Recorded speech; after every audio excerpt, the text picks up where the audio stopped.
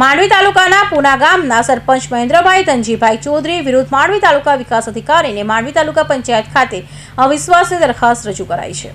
માંડવી તાલુકાના પુના ગામમાં સરપંચ ધનજીભાઈ ચૌધરી વિરુદ્ધ આજરોજ પુના ગ્રામ પંચાયતના સભ્યો તેમજ નાગરિકો દ્વારા માંડવી તાલુકા વિકાસ અધિકારીને અવિશ્વાસની દરખાસ્ત રજૂ કરવામાં આવી। તેમજ ગ્રામ પંચાયતના સભ્ય જીગરભાઈ જયંતિભાઈ પરમારે જણાવેલ છે કે અમારા ગામની સરપંચ મહેન્દ્રભાઈ ધનજીભાઈ ચૌધરી જેવા ગોચરના લાકડા કોઈપણ જાતના ઠરાવ વગર અને કોઈપણ સભ્યોને વિશ્વાસ પણ લીધા વગર વેચી કાઢવામાં આવેલ છે। તેમજ પુના ગામના સરપંચ તમામ કાર્ય પોતાની મનમાની કાર્ય કરે છે અને સભ્યોને વિશ્વાસમાં પણ લેતા નથી, જે પુના ગામના સભ્યો તેમજ નાગરિકો દ્વારા આજરોજ માંડવી તાલુકા વિકાસ અધિકારીને લેખિત અવિશ્વાસની દરખાસ્ત રજૂ કરવામાં આવી છે।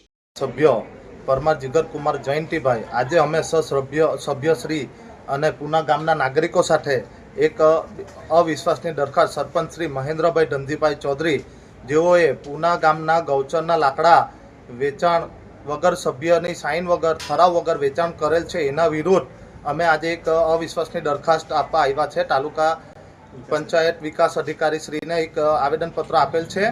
અમારા ગામના સરપંચ ઘણા એવા કામો જે સભ્યશ્રીની બોડીને પૂછ્યા વગર હીઠુફેર કરી પોતાની મનમાની ચલાવી કાર્ય કરેલ છે, એના વિરુદ્ધ આજે અમે નાગરિકો અને સભ્યશ્રી તરીકે આજે આવેદનપત્ર આપેલ છે। હમીરસિંહ ચૌહાણ, માંડવી।